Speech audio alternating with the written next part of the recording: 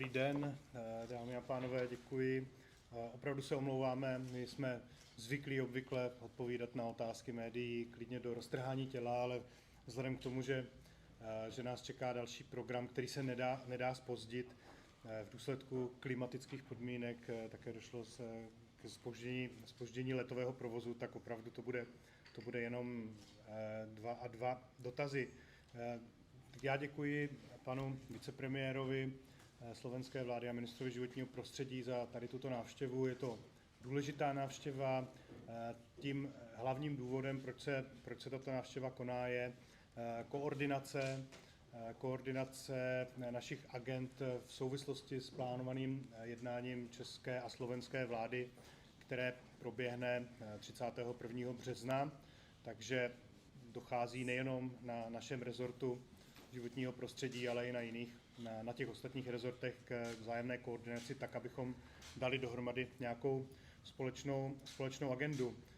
My jsme udělali tady takovou drobnou změnu, protože vnímáme zelenou jako tu hlavní barvu tohoto ministerstva, tak jste si možná mohli všimnout, že jsme protokolárně změnili, že tak, jak obvykle bývají návštěvy na vysokých ústavních činitelů na červeném koberci, tak na tomto ministerstvu byl pořízen koberec zelený, takže green is the new red pro nás, takže teďka budeme tady vítat všechny návštěvy na zeleném koberci.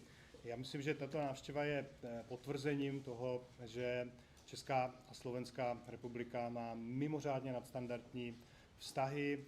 Už jenom to, že se vracíme znovu k společnému jednání vlád, tak je toho určitě jasnou symbolikou. My jsme měli možnost dlouze diskutovat nejenom takto v této trojici, ale vedle toho chvíli s námi jednali početné delegace jak českého, tak slovenského ministerstva životního prostředí, tak aby skutečně došlo k tomu, že ty nejzásadnější věci, které je potřeba řešit, tak na úrovni obou těch zemí, tak aby se dostali na to společné jednání našich vlád. Určitě jsme tedy řešili společné pozice těch obou ENVI rezortů, společné pozice týkající se třeba našeho průmyslu, chemického, autoprůmyslu a tak dále. Takže to jenom tak do úvodu ode mě a děkuji za pozornost. Děkuji panu ministrovi a poprosím pana ministra Tarabu. Vážený pán vicepremiér, pán splnomocnenec vlády, je mi naozaj cťou za toto prijatie. Poviem to tak trošku s nadsázkou, lebo som 2 aj asi 4 roka vo funkcii. Je to moja prvá návšteva oficiálna na ministerstve životného prostredia, čo podľa mňa nereflektuje nielen úroveň vzťahov, ktoré medzi našimi dvoma národmi a štátmi historicky sú a mali by byť, ale predovšetkým my naozaj sa potrebujeme, čo sa týka podpory vzájomnej agendy. My sme najviac industrializované 2 štáty na hlavu v rámci Európskej únie. A je samozrejme dobré a vítané mať dobré vzťahy so všetkými štátmi Európskej únie, ale niekedy asi ťažšie očakávať, že možno štáty ako Malta, Cyprus a podobne úplne majú rovnaké vnímanie pochopenia problémov, pre ktorými stojí náš priemysel, či automobilový, či ťažký, či chemický, a preto som úplne nerozumel nikdy, že prečo tá koordinácia nie je na tej úrovni, na aké by mala byť. Ja môžem len potvrdiť, že moje očakávania, pozitívne očakávania z rokovania, ktoré som mal, sa plne naplnili. Naozaj na čele tohoto rezortu sú ľudia, ktorí vnímajú priority, teraz poviem to nielen environmentálnej politiky, ale aj priemyslu, pretože Európska únia sa posunula, dnes paradoxne ministerstvo životného prostredia už dávno nie sú o životnom prostredí len, ale sú o tom, že regulujú všetko možné, každodenný život občanov, od dopravy cez priemysel, cez turizmus, a preto si naozaj myslím, že treba si začať hovoriť vo veľa agendách pravdu. Vo veľa agendách, ako je napríklad pri ETS 1, ktorú budeme tento rok otvárať, si treba naozaj povedať pravdu, že očakávania boli, že v roku 2026 bude emisná povolenka stáť okolo 26 eur, reálne stojí 90 eur. To sú environmentálne dane, ktoré neplatia žiadne iné podniky mimo Európskej únie. Musíme si povedať, ja to viem deklarovať na jednom krásnom príklade zo stredného Slovenska, kde sme mali najčistejšieho výrobca hliníku, ktorý produkoval 10 európskej produkcie hliníku a v roku 2023 kvôli aj týmto environmentálnym daňam, ktoré inde vo svete nie sú, musel zavrieť svoju výrobu. A dnes Európa dováža hliník nie, ktorý mal 4 tóny CO2 na 1 tónu hliníku, ale dováža z Ázie 20 tón CO2 vyrobených na 1 tónu. Takže to je tá falošnosť, ktorá tu častokrát je. My máme záujem na tom, aby Európska únia bola silný, konkurencieschopný kontinent. A teda tá agenda, ktorú sme spolu prebrali, sa týka oboch štátov. Pripravili sme veľmi bohatú agendu, ktorú budeme precizovať na rokovanie oboch vlád. A najmä, čo je dôležité, chceme byť taký tandem, ktorý sa nebude bať otvárať témy, nie aby vytváral konflikty v Bruseli, ale aby obhajoval sílu Európskej únie a najmä našich dvoch národov a štátov, aby naozaj ten priemysel tu prekvital, aby veľa odvetví, ktoré trpia nezmyselnou byrokraciou, nezmyselnými reguláciami, aby aj tieto sektory sa opäť vedeli nadýchnuť a fungovať a zamestnávať ľudí. Ďakujem ešte raz za spoluprácu a myslím si, že nie je to posledné, ale práve naopak jedno z mnoha stretnutí, ktoré budeme mať. Ďakujem. Děkuji panu ministrovi, poprosím pana Turka.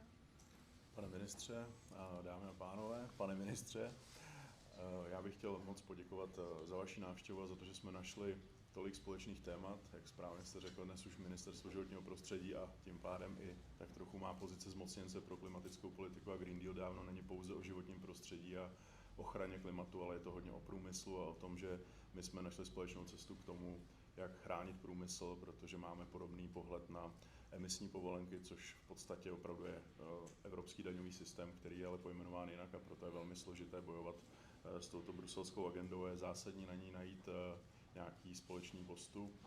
Kromě EU ETS 2 chceme bojovat samozřejmě za automobilový průmysl, protože to je něco, kde to téma máme více jak společné. Žádné dvě země na světě nemají tak moc společné zájmy a společná témata, co se týká ochrany průmyslu. A proto pokud máme možnost v těchto agendách něco udělat, je potřeba spolupracovat a postupovat společně.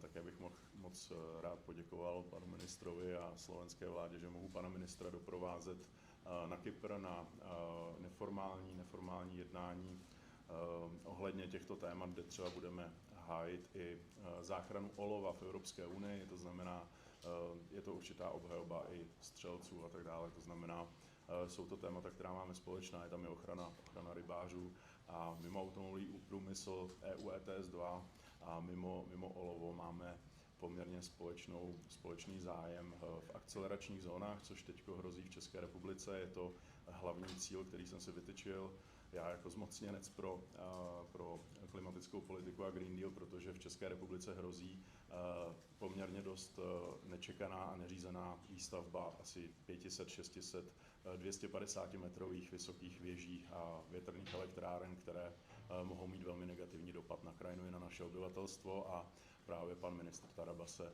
zasloužil o to, že na Slovensku poměrně sofistikovanou cestou vyřešili tento problém a opravdu tady nemá jít pouze o slepou ideologii, ale má tady jít o ochranu našeho prostředí a našich občanů, takže mým cílem bude i spolupracovat se slovenskou vládou a hlavně panem ministrem na tom, aby v České republice jsme tyto chyby, v našem případě chyby bývalé vlády, napravovali a abychom ty klimatické cíle, které jsou určeny pro celou Evropskou unii, racionalizovali a postavili je tak, aby to nepoškodilo vyloženě naší zemi. A v tom opravdu nemůžeme být sami, takže moc děkuji za vlídný přístup a skvělou spolupráci. Já děkuji pánu. Nyní je tady prostor pro dotazy. Prosím, Český rozhlas. Dobrý den, Tereza Chudrá, Český rozhlas. Já bych se chtěla zeptat, kde se bude společné jednání vlád odehrávat, jestli jste nezmínili, co konkrétního tam budete projednávat a jestli se bude pan Turek taky účastnit. Děkuji. Tak jestli mohu, já myslím, že zatím geograficky, kde by to mělo být, je to omezeno na Moravskoslezský kraj, pokud jsem teda správně informován, ale nevím, jestli v Ostravě nebo kde, takže těžko říct, je na to ještě trochu času a taky je to na rozhodnutí pánů premiérů České republiky a Slovenské republiky, aby oni se dohodli, takže ono to, ale slyšel jsem, že Moravskoslezský kraj 31.3. Co se týče té agendy, my možná potom z toho vydáme nějakou tiskovou zprávu, protože těch témat bylo opravdu mnoho Určitě priorita české vlády je nějaký koordinovaný postup vůči nebo ve věci těch emisních povolenek EU ETS 2, ale také ETS 1, ale celá řada témat, která se týkají nejenom klimatické politiky, ale také politiky životního prostředí a ochrany přírody, protože my považujeme tyto dvě věci za rozdílné věci. Jedna věc je klimatická politika, druhá věc je ochrana přírody. My si myslíme, že to není totéž. A pan zmocněnec se účastní zasedání české vlády jako vládní zmocněnec. Prosím, Česká televize. To je slovenská, by teď měla. Pardon, tak vezmeme to na střídačku. Prosím, slovenskou televizi TA3. Dobrý deň, Andrea Smenčíková, teatri. Pán minister, pán podpredseda, vy už ste o tom hovorili, treba byť viac konkurencieschopní, ak chceme čeliť globálnym výzvam, tak čo konkrétne ideme robiť? A možno podotázka na pána Žurka, vy ste hovorili, že ideme bojovať za automobilový priemysel spoločne, čo konkrétne budete robiť? Táto otázka samozrejme má strašne veľa nuansov a odpovedí, pretože za tie posledné roky rôznou byrokraciou, rôznymi nariadeniami tu vznikol jeden byrokratický moloch, ktorý neuveriteľne zaťažuje firmy. Povolovacie procesy v Európskej únie sú neuveriteľne zdĺhavé.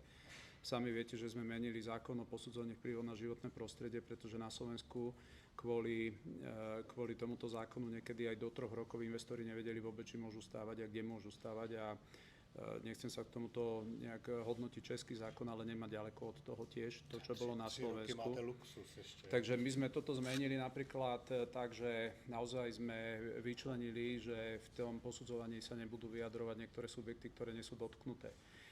Ale pre nás je dôležité, aby sme neboli pri každom zákone molestovaní Bruselom a chodili sa tam spovedať, že či môžeme napríklad mať normálny čas na posudzovanie pri týchto projektoch, ale my budeme pretlačať, aby si to už aj uvedomil Brusel, že treba celoeurópske regulatívy proste zmeniť. Rovnako ja som nedávno absolvoval stretnutie so spoločnosťou BMW, kde sme rozoberali otázku automobilového priemyslu. Predstavte si, Slovensko je 9. najväčší subdodávateľ komponentov do BMW, napriek tomu, že BMW u nás nemá jeden jediný závod, takže tie ostatné fabriky si viete predstaviť, o čo viac sú. My len do BMW dodávame 9 miliard.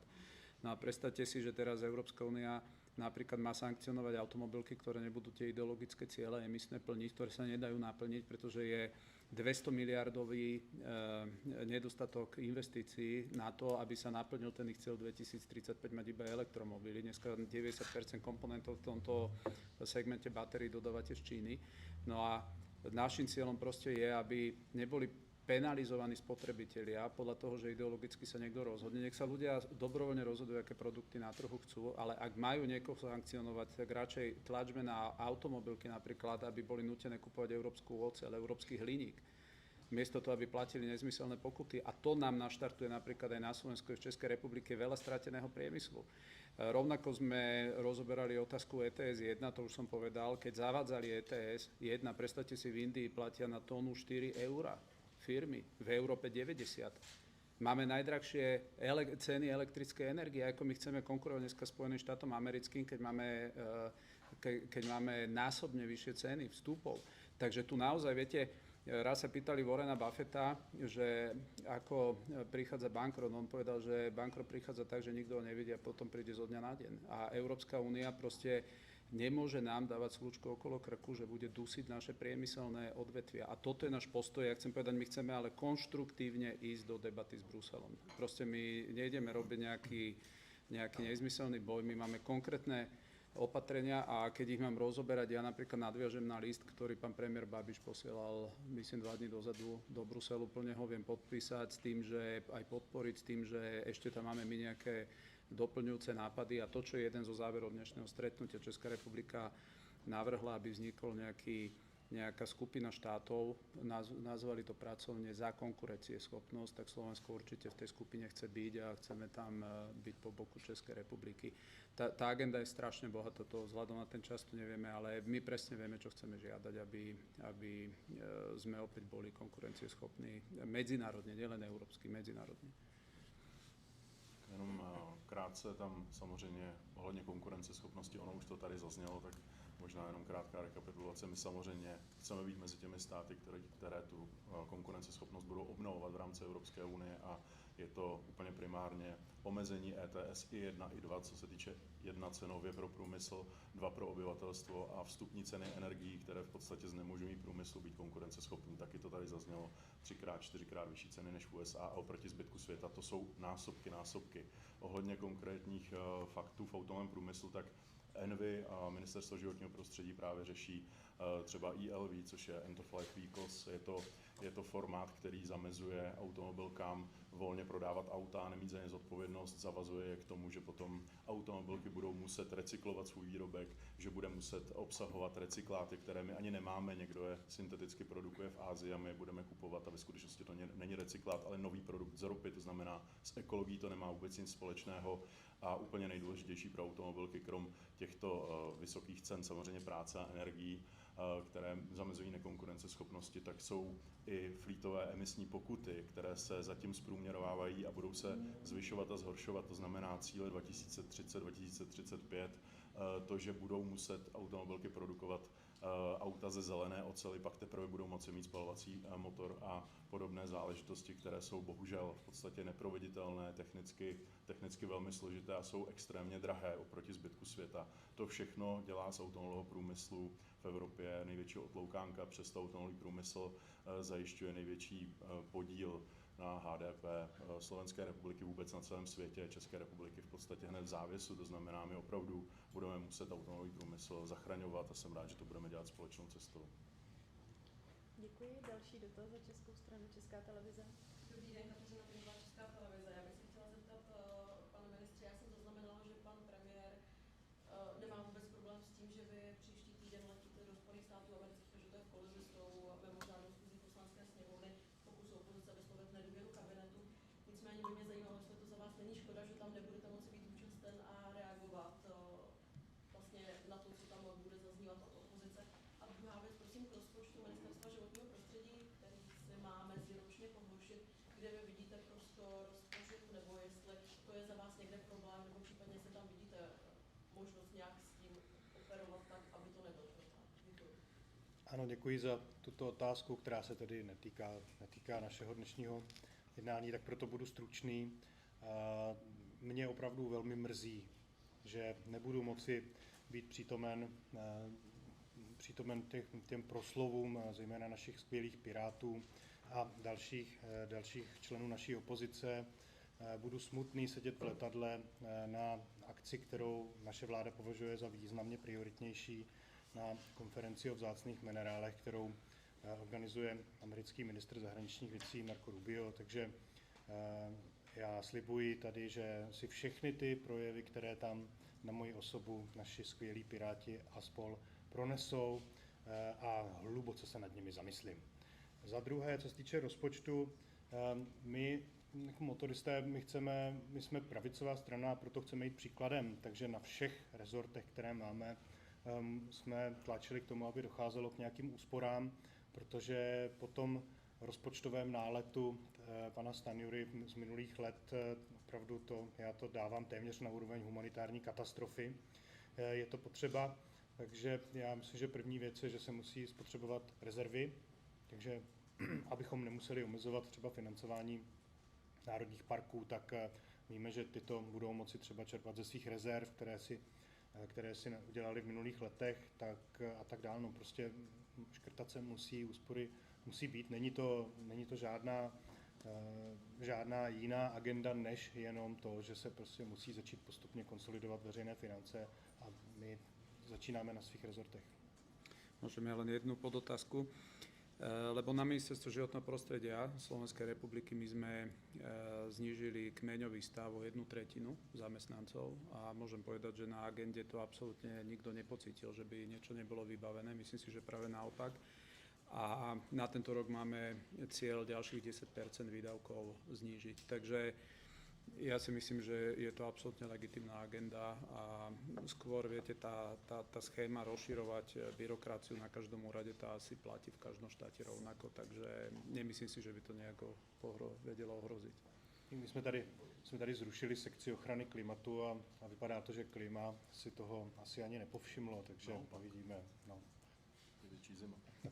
Děkuji. Poslední dotaz, prosím. Viem, že má pán minister Marcinka, pán Turek, aké kroky podnikne česká vláda, aby sa vyvarovala blackoutov ako minulý rok? Tak je potřeba se podívat na českou přenosovou soustavu. Tady, abych úplně odbočil od toho tématu tohoto ministerstva, prostě víme, že ta přenosová soustava potřebuje masivní investice. Je to teda spíše v agendě pana vicepremiéra Havlíčka, ale já osobně si myslím, a už jsem v tomto duchu hovořil předevčírem s generálním tajemníkem na to, že to považujeme za otázku, klíčovou otázku české bezpečnosti. To znamená, považuji to za výdaj na obranu země nebo na bezpečnost země, protože v případě, že nám naše přenosová soustava bude občas kolabovat, tak to prostě k naší bezpečnosti nepřispěje, ani k obrany schopnosti. V případě, že by se, nedej bože, něco stalo, tak to může vyřadit ty kritické a klíčové složky. Takže investice do přenosové soustavy jsou důležité a budeme se bavit jak s obranou, tak s ústředím na to, aby uznali, že to je výdaj na bezpečnost České republiky. Možná krátce jenom krom přenosové soustavy je potřeba se také podívat na to, že naše cíle, že do roku 2030 budeme mít 30% energie z obnovitelných zdrojů energie, je přesně ta cesta, která vede k blackoutům. A pokud my tady postavíme těch 600 větrných elektráren jenom proto, že nám to prostě Brusel nějakým způsobem nařídil a některé vlivové skupiny to jsou finančně namotivovány, tak si myslím, že to je přesně ta cesta k blackoutům. Takže my budeme muset trošku přehodnotit energetickou strategii.